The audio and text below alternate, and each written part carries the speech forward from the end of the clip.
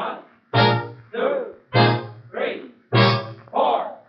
Swing it.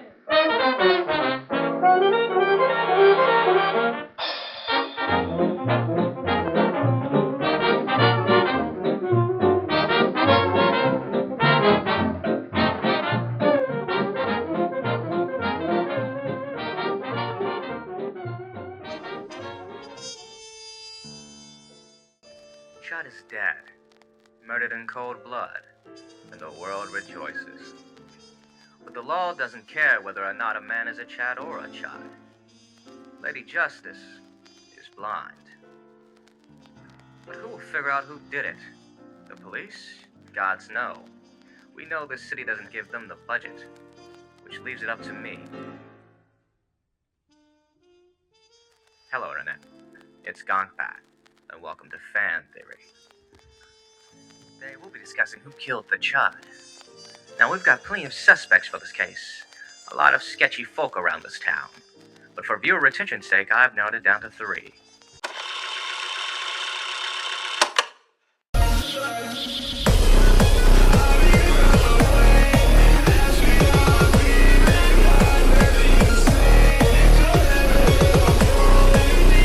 Judas is the suspect most folk in this town think done did it. He and Chud have bumped heads since day one. Judas and Chud argue constantly. In fact, such an argument even led Judas to say, All you've been doing this entire time is coping with the fact that no one likes you. No one cares about you here. No one's even paying attention to you. Everyone's doing their own thing because no one cares about you. Honestly, if you were to drop dead right now, I don't think anyone would care about you. No one would care about you if you were to drop dead right now. And honestly, I think that would be the best choice for you. So he had the motive. He wanted Chud dead. That's what he said in his own words. Perhaps Judas got fed up, and the night after he decided enough was enough, and took care of his problem. So it was Judas. I mean, who else would have the motive to kill the Chud? He may have had the motive, but he lacked something crucial. The time. At the time of Chud's murder, Judas was playing video games with his pals, Rory and Virtual. Now, we aren't certain how long that lasted, but... Knock knock. Knock knock. Judas? Oh, screw knock. Judas. Judas. Come on, let's go. Yeah.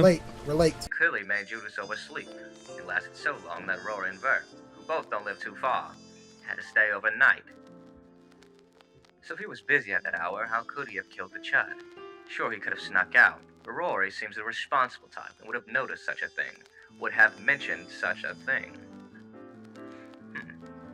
Judas also clearly regrets his actions.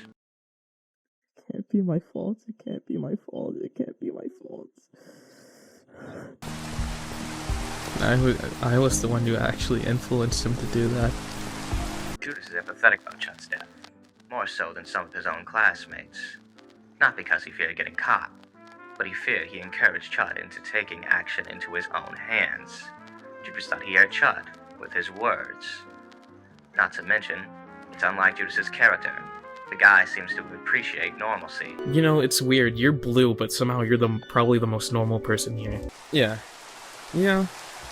You're probably one of the more normal people here. Why would he kill someone? Disrupt this already abnormal town even more? Sure, he's a depressed individual, but he showed no signs of having multiple personalities that act rationally. Judas can't be the killer, so why even bring him up? Because his words hurt Chud indirectly.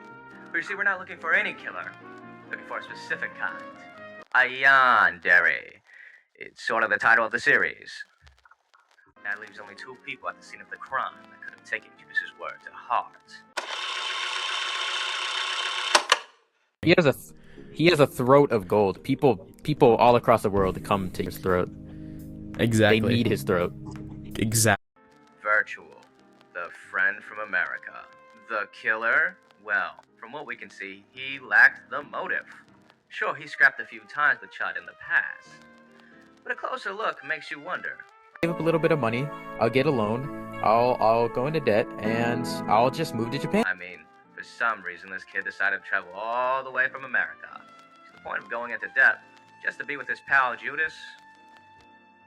But for us to better understand if Bart would have the motive, we have to understand what a yandere actually is. You see, yandere It's a term to describe a person who is mentally and/or emotionally unwell in regard to the romantic interest, most often to the point of obsession, which leads to them using extreme violence or brutality as an outlet for their emotions. We can see examples such as... I saw it very briefly. I don't know, maybe he hurt himself and I don't know. Yeah, but then that would mean that Now, while this could have very well been an assumption, it could have also been a deliberate attempt to make Judas feel worse about himself, and thus seek comfort in a pal. In Vert. However, Vert immediately went home afterwards. Okay, but he was also suspicious here. Just seems a little excessive. Are you there? Huh? Oh, yeah, He must be really shaken up by this. Yeah, I don't know. nothing like this has ever happened to us. This is just something just completely new. Virtual was quiet during the scene. Too quiet for such a talkative character. Perhaps he didn't want to give away his own happiness. Although, Judas did say this has never happened to them. And if Vert was a yandere, the possessiveness and murder would have started long before they got to Japan. Okay. But surely we have more evidence to prove that it was Vert. I mean, so many people believe he's a yandere. I agreed with these people. My career is on the line. Every 60 seconds, a minute passes. With your help, we can stop this. The Pei Makimura Foundation. Okay. I have spent literal hours looking for evidence on my own, scene by scene, frame by frame, every episode of the series. What did I find? Absolutely nothing. So I'm going to do something ingenious right now. And that's plagiarize other people's theories! Starting with the theory by asserted makes the accusation that Virtual redirects the conversation to humor whenever Judas brings up girls or finding a girlfriend in Japan. Now this would be pretty good evidence to support Virtual being a yandere. In fact, would outright prove Virtual is even uncomfortable with the idea of other partners being brought up. Although... Yeah, man, I'm so excited. We're gonna talk to so many girls. Yeah. It's gonna be amazing. At the very beginning of Virtual's introduction to the series, right before they go to school, he brings up girls first, not Judas. Why would he do that? Okay.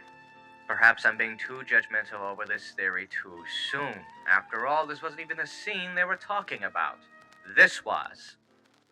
Yeah, street cred. Maybe you can finally get like a girlfriend and stop bleaching off of me, you know? No, hold on. I have plenty of women waiting for me in Pennsylvania. We got Vertania. That's your sister. We got... Don't say that. No. That's your sister. Don't say that. Don't say that. Don't say that about your sister. What is wrong with you? We have your sister. She's waiting for me. I don't have a sister. Hey, you know what I mean. I don't have a sister. Huh. Okay. So, not only did Bert bring up women in the first place, but when Judas mentions it, it just sounds like you're two average platonic homeboys dissing each other over having no game. You keep saying I have no bitches, but where are yours? Where are they? I don't see them! Bert, of course, is defensive and claims he has women waiting for him in Pennsylvania. Why would he say such a thing if he wanted Judas all to himself? Now, this doesn't disprove this theory outright, but maybe he's like Yagami or some shit and is tricking everyone. Surely he can't be this innocent, you know? You know what? Screw innocent before proven guilty. Bert is the yandere. My career is at stake here. Well, he also didn't have time to plot anything such as Chud's death, since he would have also been up all night gaming with Judas and Rory. Well, that's besides the point. You know what? Conventional evidence clearly doesn't work here. The case is too hard. So let's look at this from a writing standpoint. Yeah. Now I'll make this quick for you. I'll be using a simple formula designed by Merriweather Designs, which describes the 5 tenets of romantic arc writing. While it's still rather early in the plot, we do see elements of development. Despite Judas not being on board with Bert, he eventually grows closer to him in this I scene. didn't lose that much, but it was still a lot. Yeah, I understand that, man. It's a hard thing, but as Listen, friends, emotions we were- gotta. Judas begins to accept him as his friend and not just an acquaintance. And his realization that Bert did something nice to him in this We scene. felt bad about, trashing the place last night, so we cleaned up a little bit. Yeah, it's probably like this probably one of the first nice things you've actually done for me. It can be as simple as two people getting along, so they do fulfill this plenty of times. They have this best friend banner going on when talking to each other. It's awesome. Vert is willing to fight Chud for Judas, and Judas stands up for Vert at this scene. I was asking Judas. Okay, well, I was there too, so I'm just as much as capable as fighting. Look, as okay, he is. listen, Iki. If you want me to go, you're gonna have to take Vert and Rory. We're a 3-man strip, okay? We strip. Yeah, we all strip. If he strips, we strip. Though Judas did do the same for Rory as well, so it's not unique for Vert. I personally view this as a less important tenet, especially this early on, since we haven't had time for this to happen.